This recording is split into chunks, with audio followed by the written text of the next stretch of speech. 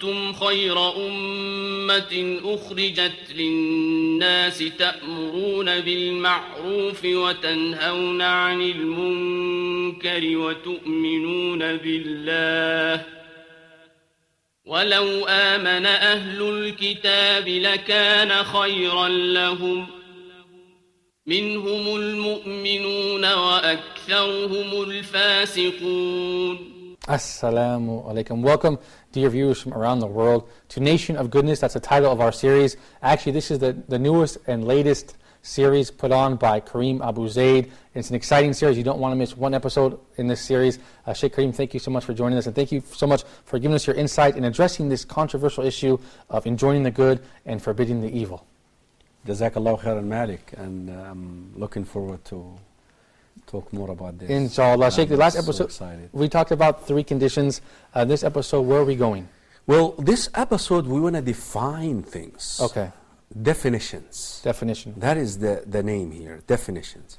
We said, Amr bima'roof, nahi an munkar. Amr, commanding. Ma'roof, goodness. What is good? Nahi, enjoining, or forbidding, or banning, enjoining, stopping. Right. What is evil? Okay. Let's define those ma'roof and evil first. Okay. Let's define ma'roof and munkar. Good. We're going to. So in this episode, you want to start by defining good and evil. Who decides what is good and what is evil? That is a good question, because at the end of the day, in the societies where they live, where we live, or where every Muslim lives now, certain things which is defined by the deen, by the religion, by the Quran and the Sunnah, the sound Sunnah of the Prophet sallallahu alaihi wasallam, to be good, the society sees it evil. Right. But also at the other end of this, something that is evil, the society sees it good. That's very well put. Ideal example, what you shared with me before. Yes, Sheikh, I would like to share that story with you and the viewers. I live here in the Middle East, and actually the power went out in my apartment, and I only had 1 match left. And my guest said to me, Malik, why don't you have more matches? I said, why? They said, what if you have a guest who would like to smoke a cigarette? I was shocked. I said, of course I would not allow a guest to smoke a cigarette in my home. They said, really, you would tell your guests to leave the house to smoke a cigarette? As if I was like rude. I said, of course I would. Because this is a cultural understanding. That is right there. You see, it's a munkar. Somebody who smokes is a munkar. Yeah. But because the societal norms, they see it normal. Right.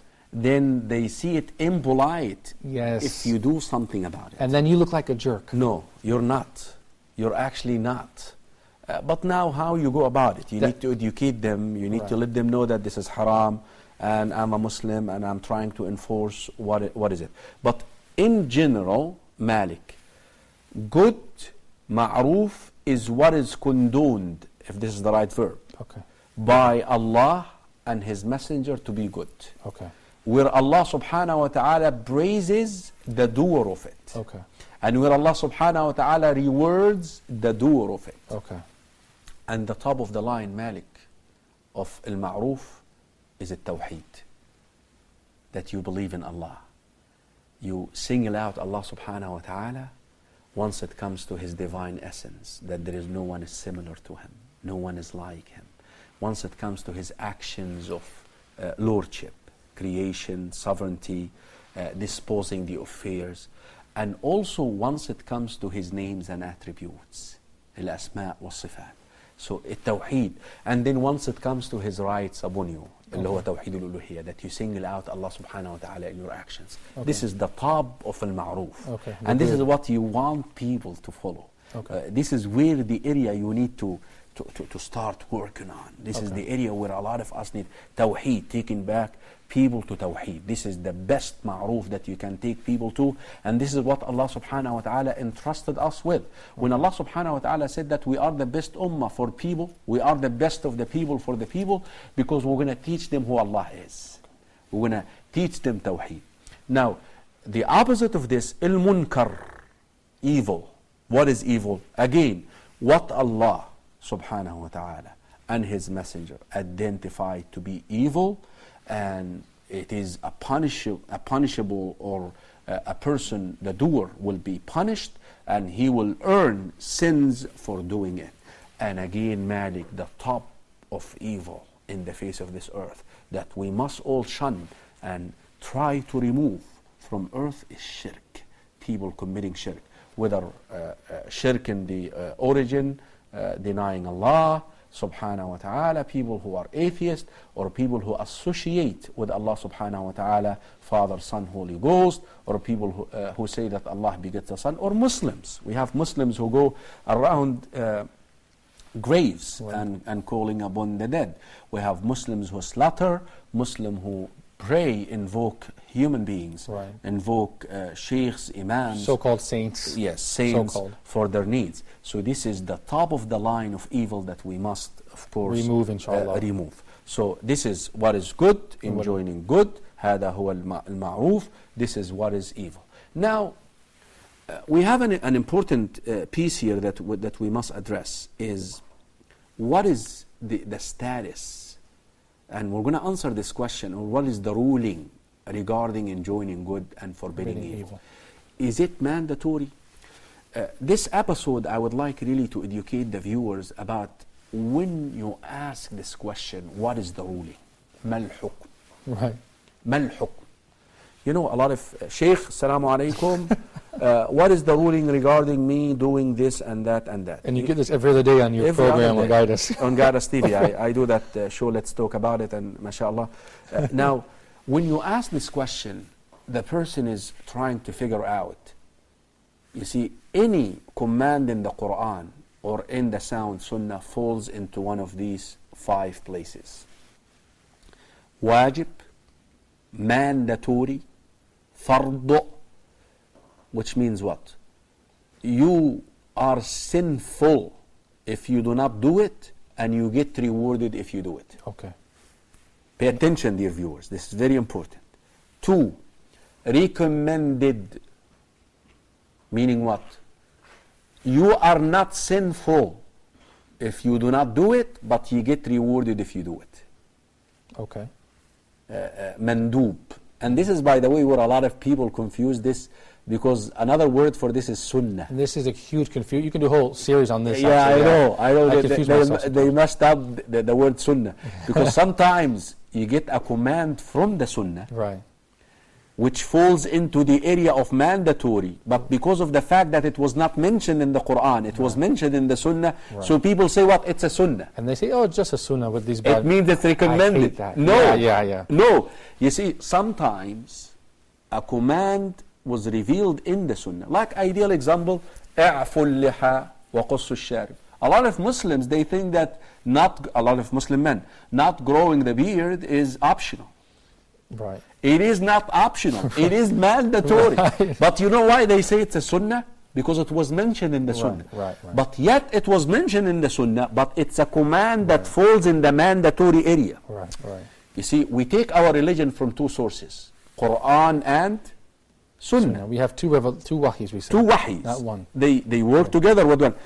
You see, there is a woman who came to Abdullah ibn Mas'ud, and she said to him, Yaqub, her name. الحديث في البخاري, صحيح البخاري.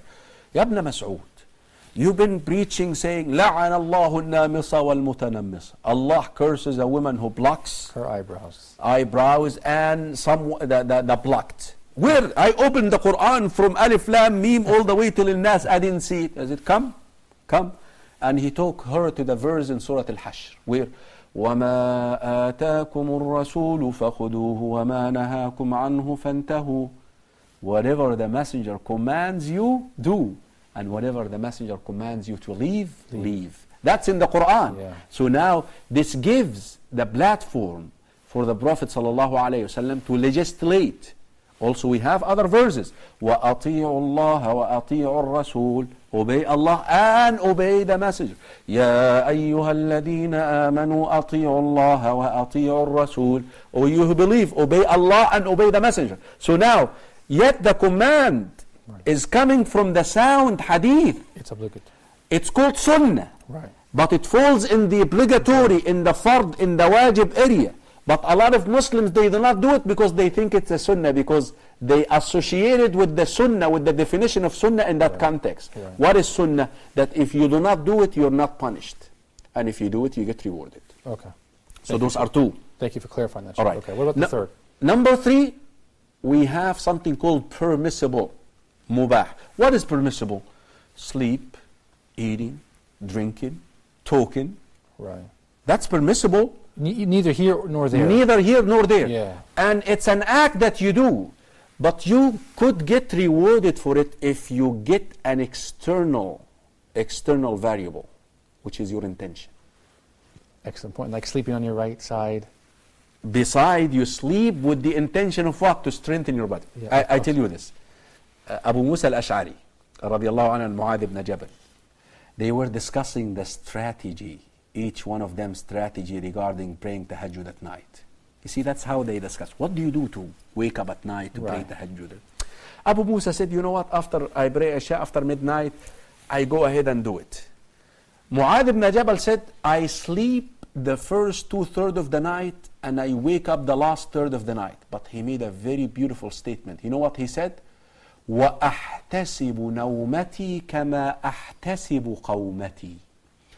And when I go to sleep, I have the intention, oh Allah, I'm sleeping to gain some strength in order to wake up for tahajjud. Therefore, you get rewarded for your sleep. Okay.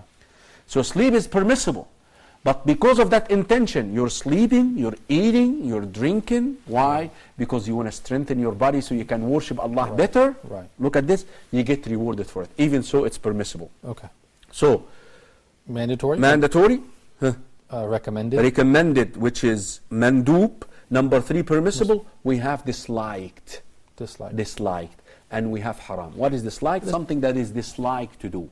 It is close to haram, but yet is not haram. Even so, a lot of the jurists, they have classified some of it disliked in the area of haram, some of it is disliked just to keep you away from the haram, but we don't want to go into this detail, and there is the haram. So these are the 5 categories. Rulings. Once we ask, what is the ruling regarding enjoining good and forbidding evil? So where does it fit in? Can we keep the viewers in suspense? And you're going to tell them, inshallah, Sheikh, if possible, in the next segment, where enjoining the good and forbidding evil, where it fits into these 5 categories? They have to wait until the break and come back. Okay, you guys, you heard it from the Sheikh. You guys have to wait. So we'll see you after this short break. Stay tuned. كنتم خير أمة أخرجت للناس تأمرون بالمعروف وتنهون عن المنكر وتؤمنون بالله.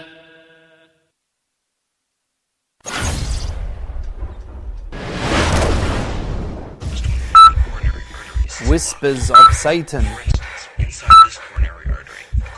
desires, peer pressure, leading you to a dead heart.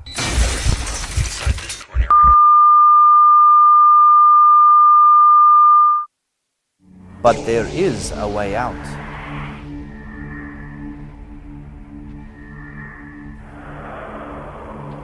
Living Hearts.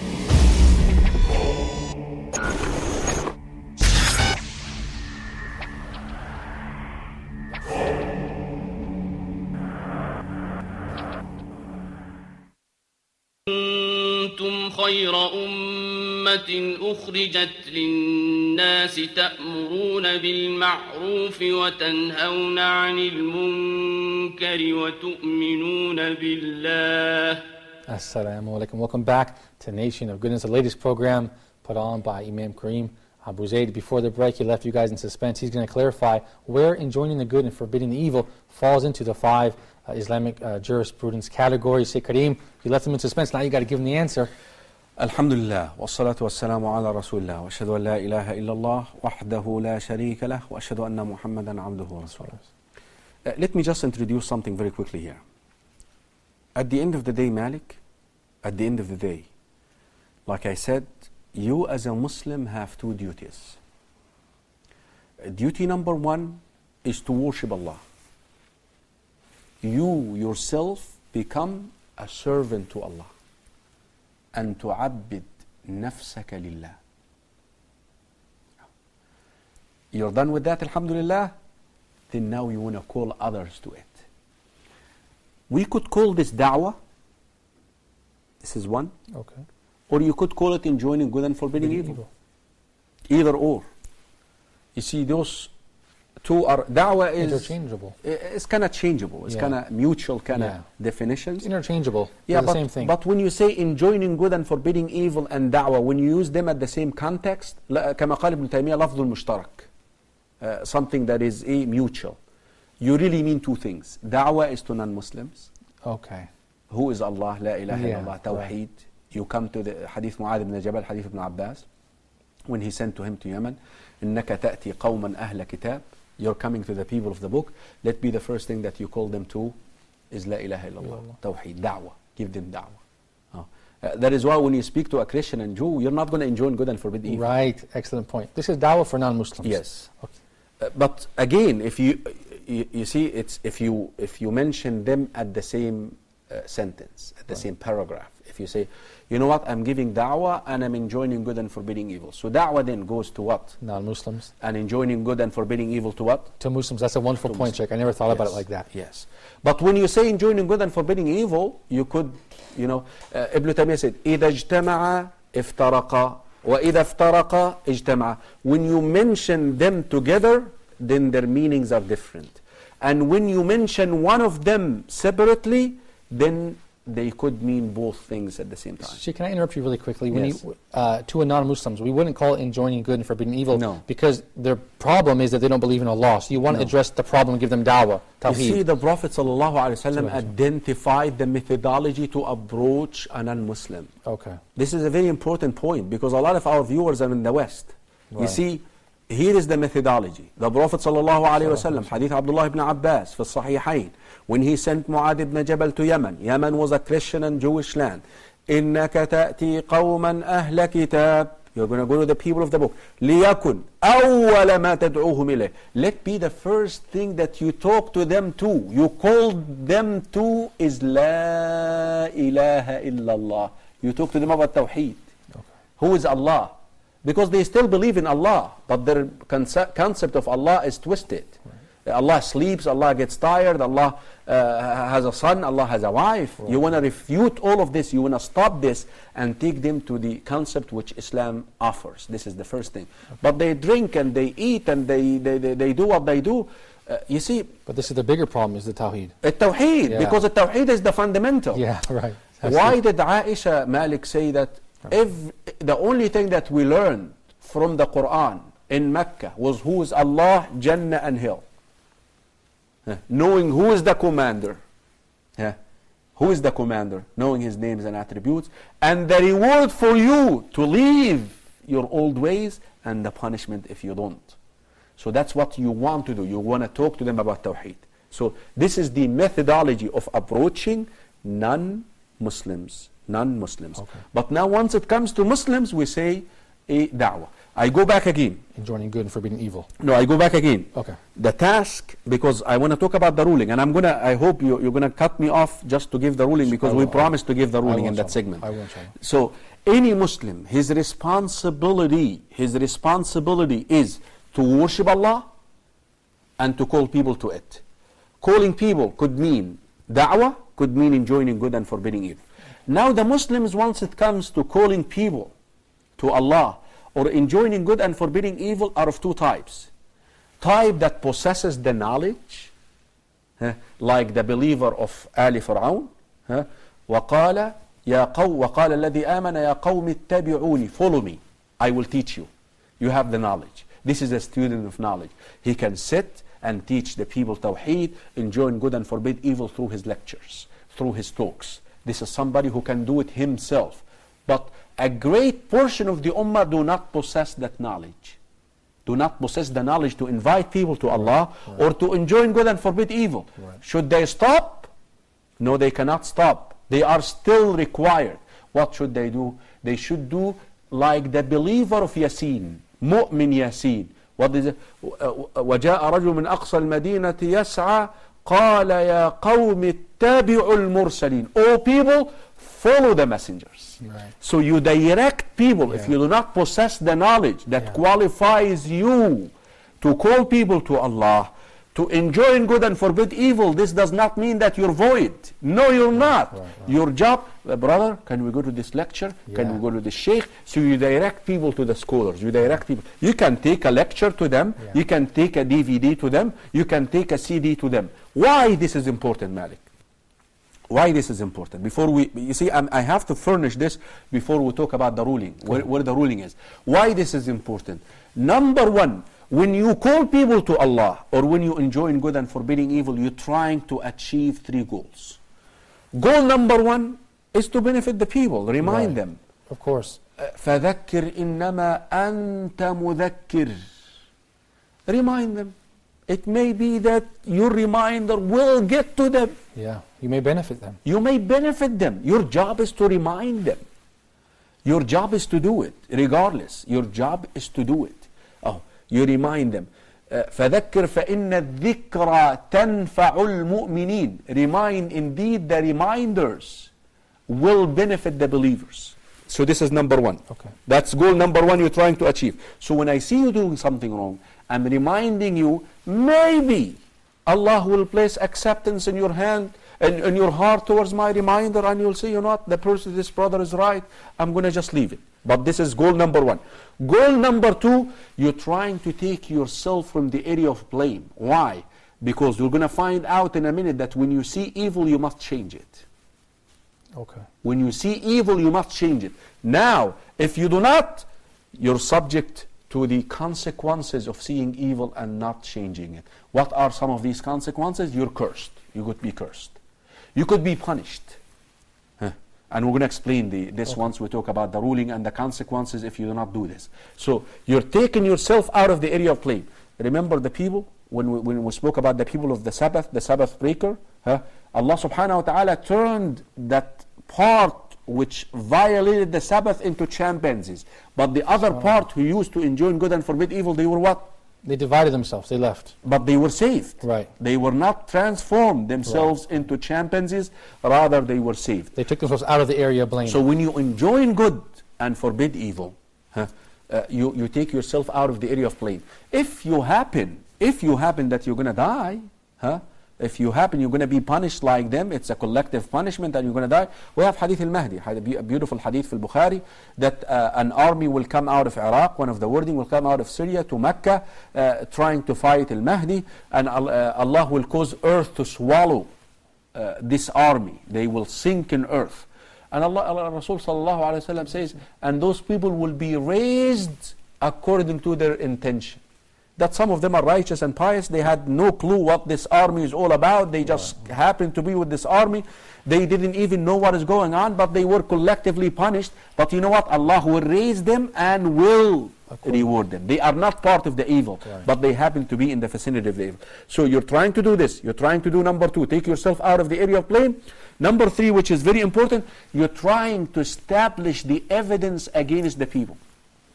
Elaborate, Sheikh, a little bit. At the end of the day, Allah is not going to punish you if you don't have the knowledge, if you did not receive a warner. رسلا مبشرين ومنذرين لئلا يكون للناس على الله حجة بعد الرسل.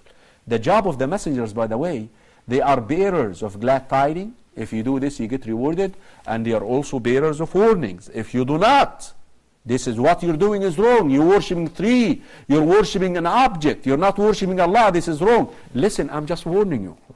I'm just warning. So my job and your job, when we enjoin good and forbid evil, or when we call people to Allah, we're trying to establish the evidence against them. So this is what we're doing. Now, let's go to the point. What is the ruling regarding enjoining good and forbidding evil? Listen, في المسألة نص وإجماع. The issue has clear text, that is, it is mandatory, and inshallah we're going to بإذن الله تعالى shed more light on this the next episode بإذن الله تعالى. And also there is ijma', consensus. It is mandatory upon every Muslim to enjoin good and forbid evil with the heart. Without doubt, without question. Consensus. You see, Rasul sallallahu alayhi wa sallam mentioned, if you see evil, change it with your hand, force. Force the change. If you cannot, the tongue, speak. Speak out against it. Speak out against. If you cannot, hate it with your heart. Hate it with your heart. And if you don't hate it with your heart, then you become part of the problem. Then you don't have iman. Yeah. You don't have faith. So they say it's mandatory upon the heart. But a lot of Muslims, they have a misconception regarding this issue. They think that they can still deny it with their heart and they can still be in the vicinity of the evil. But this is wrong, and we're going to clarify that, aren't we?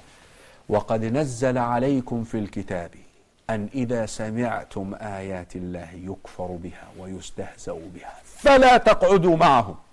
Allah has revealed to you in the book that when you see people mocking the ayat, the commands of Allah, making fun of the commands of Allah, don't sit with them until they change. إن حتى يخوضوا في حديث غيره إنكم إذا مثلهم. You like them. إن الله جامع المنافقين والكافرين في جهنم جميعا.